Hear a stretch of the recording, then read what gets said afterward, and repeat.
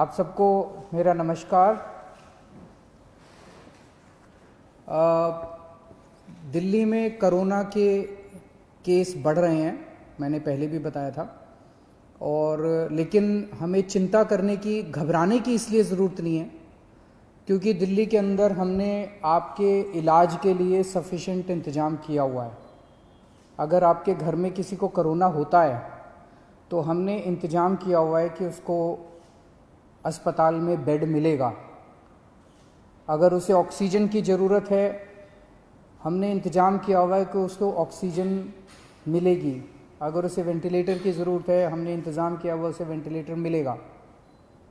हमने देखा कि देश में, अपने देश में कुछ शहरों में और दुनिया भर में कई ऐसे बड़े बड़े देश हैं जहां कोरोना बहुत ज़्यादा फैल गया। वहां सबसे बड़ी दिक्कत क्या हुई?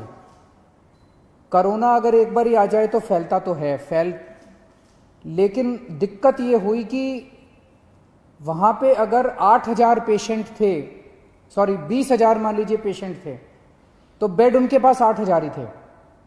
बेड की कमी हो गई उनके पास हेल्थ इंफ्रास्ट्रक्चर की कमी होगी, उनके पास वेंटिलेटर की कमी होगी, उनके पास आईसीयू की कमी हो गई। इस सब की वजह से वहां पे दिक्कतें आने लगी, लोगों को इलाज नहीं मिल पाया और लोगों की मौत बहुत ज़्यादा हो गई। आज उस मामले में दिल्ली, जैसे मैं बार बार बोलता हूं कि हम कोरोना से 4 कदम आगे हैं, तो दिल्ली में हालांकि कोरोना के केस बढ़ रहे हैं, लेकिन हमने इतना इंतजाम किया हुआ है कि अगर आपके घर में कोई बीमार होता है तो उसके लिए बेड का, ऑक्सीजन का, आईसीयू का, सबका इंतजाम किया हुआ है। एक तरफ तो मैं कहता हूं कि हमने आपके लिए इंतजाम किया हुआ है, बेड की कोई कमी नहीं है। हम कहते हैं कि ऑक्सीजन की कोई कमी नहीं है, वेंटिलेटर की कोई कमी नहीं है, आईसीयू की कोई कमी नहीं है। दूसरी तरफ कई बार लोगों के फोन आते हैं, लोगों के मैसेज आते हैं, जी मैं दर दर भटक रहा हूं, मेरे को बेड नहीं मिल रहा, मैं इस अस्पताल में गया, फिर इस अस्पताल में गया, फिर इस अस्पताल में गया, मुझे बेड नहीं मिल रहा। तो इंफॉर्मेशन का गैप है।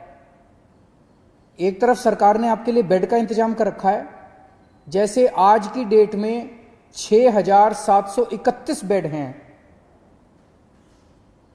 और दिल्ली के अस्पतालों में केवल 2,600 पेशेंट हैं, तो लगभग 4,100 बेड खाली पड़े हैं। 4,100 बेड आज खाली पड़े हैं। लेकिन जब लोग जा रहे हैं तो उन्हें पता नहीं चलता कि मैं किस अस्पताल में जाऊं, मेरे को किस अस्पताल में बेड मिलेगा, मेरे को किस अस्पताल में ऑक्सीजन मिलेगी, मेरे को किस अस्पताल में वेंटिलेटर मिलेगा। लोगों को आइडिया नहीं है। तो ये इंफॉर्मेशन गैप है। इस इंफॉर्मेशन गैप को पूरा करने के लिए हम लोग आज एक ऐप लॉन्च कर रहे हैं। ये ऐप जो है, आप लोग डाउनलोड कर लीजिए इस ऐप को, और ये ऐप आपको ये जानकारी देगा कि दिल्ली के किस अस्पताल में, अगर आपको प्राइवेट में जाना तो इसमें सारे प्राइवेट अस्पतालों की जानकारी भी है, सरकारी अस्पताल में जाना चाहते हैं सरकारी अस्पताल की जानकारी भी है। ये ऐप आपको बताएगा कि दिल्ली के किस अस्पताल में इस वक्त कितने बेड खाली हैं, कितने बेड भरे हुए हैं। और तो ये एक बार ऐप देख लेते हैं ये कैसे काम करता है। अभी आपके सामने ये दिखाएंगे, जैसे जब आप ऐप डाउनलोड करेंगे तो ये ऐप सामने दिखाया उसने कि टोटल बेड कितने थे।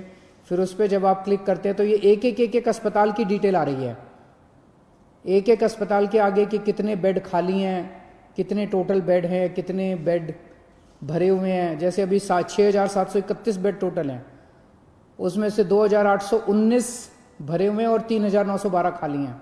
उसके अंदर ये वेंटिलेटर का आ गया, ये सारे किस अस्पताल में कितने वेंटिलेटर, टोटल 302 वेंटिलेटर है दिल्ली में और 210 खाली हैं, 92 वेंटिलेटर्स अभी भरे हुए हैं। तो ये अगर ऐप डाउनलोड करते हैं तो आपको सारी जानकारी मिलती जाएगी। ये ऐप दिन में 2 बार इसको अपडेट करेंगे, सुबह 10 बजे और शाम को 6 बजे ये ऐप अपडेट किया जाएगा, तो आपको लेटेस्ट स्टेटस पता चलता रहेगा। अगर आप इस ऐप को डाउनलोड करना चाहते हैं तो एक तो गूगल प्ले में जाके आप इस ऐप को डाउनलोड कर सकते हैं। गूगल प्ले में दिल्ली कोरोना इस नाम से आप इसको डाउनलोड कर सकते हैं। दूसरा, आप इसका वेब पेज भी खोल सकते हैं। अगर आपके पास ऐप नहीं है तो इसका एक वेब पेज बनाया गया है, delhifightscorona.in, delhifightscorona.in/beds। इसके ऊपर भी आपको ये सारा बेड्स का स्टेटस मिल जाएगा। अगर ये भी नहीं है तो आप 1031 जो हमारी हेल्पलाइन है, 1031 पे फोन करेंगे तो वो आपको पूरा का पूरा जो बेड्स का स्टेटस है वो आपको एसएमएस के जरिए भेज देंगे। और या आप इस नंबर पे, अगर आप व्हाट्सएप नंबर है 8800007722, इस नंबर से भी आप इस ऐप को डाउनलोड कर सकते हैं। आपने ऐप से डाउनलोड कर लिया, आपने ऐप डाउनलोड कर लिया, आपको पता चला कि इस अस्पताल के अंदर इतने बेड खाली हैं। आप उस अस्पताल में गए, ऐप में लिखा है कि इतने बेड खाली हैं, आप उस अस्पताल में गए, अस्पताल ने आपके जाने के बाद आपको एडमिशन देने से मना कर दिया, फिर आप क्या करेंगे? इसका हमने पूरा इंतजाम किया है। आप 1031 पे, वहीं अस्पताल के रिसेप्शन पे बैठ के 1031 पे फ़ोन करना और 1031 पे आप बताना कि मैं अस्पताल में हूँ, ऐप में लिखा हुआ है इसके अस्पताल खाली हैं, ये मुझे एडमिशन नहीं दे रहे। 1031 पे तुरंत हमारे स्पेशल सेक्रेटरी हेल्थ के पास फ़ोन पहुँचेगा और वो स्पेशल सेक्रेटरी हेल्थ उस अस्पताल से बात करके आपको ऑन द स्पॉट मौके पे बेड दिलवाएंगे। इसका पूरा इंतजाम किया हुआ है। लेकिन एक चीज़ का ख्याल रखना, जैसा मैं बार बार बोल रहा हूँ, आज दिल्ली के अंदर 20,000 से ज़्यादा केस हो गए, लेकिन केवल 2600 लोगों को अस्पताल में एडमिट होने की ज़रूरत पड़ी। आज की डेट में भी 6-7 हज़ार लोग अपने घरों के अंदर इलाज कर रहे हैं, उनको अस्पताल आने की ज़रूरत नहीं है। अगर सब लोग अस्पतालों में आने लग गए तो अस्पताल भर जाएंगे। ये मैनेजमेंट करना बहुत ज़रूरी है। तो अगर कोई अस्पताल एनालिसिस करके, डॉक्टर्स एनालिसिस करके आपको ये कहते हैं कि आपको अस्पताल में एडमिट होने की ज़रूरत नहीं है, आप प्लीज़ घर में जाके, घर में अपना, आप माइल्ड हैं या एसिम्टोमेटिक हैं, घर में इलाज करा लीजिए, उनकी बात मान लीजिएगा। वहाँ पे आप ज़बरदस्ती मत कीजिएगा कि बेड आपको दिया जाए। डॉक्टर्स अगर कहते हैं कि आपकी बीमारी सीवियर नहीं है, आपका घर में इलाज हो सकता है, आप घर में इलाज कर लीजिए। और घर में जब जाएंगे तो चिंता मत करना, हमने एक टीम लगाई है, वो दिन में 2 बार 3 बार आपसे बात करेगी, आपके परिवार वालों से बात करेगी, और अगर आप घर में सीरियस हो जाते हैं तो फिर आपके लिए बेड का इंतजाम कर देंगे। तो सब लोग, मुझे लगता है कि ये जो इन्फॉर्मेशन गैप था, जो बहुत बड़ा गैप था, वो अब ख़त्म हो जाएगा। आपको क्लिक ऑफ द बटन पे पता चल जाएगा कि किस अस्पताल के अंदर कितने बेड हैं और आपको अब बेड की चिंता करने की ज़रूरत नहीं है। शुक्रिया।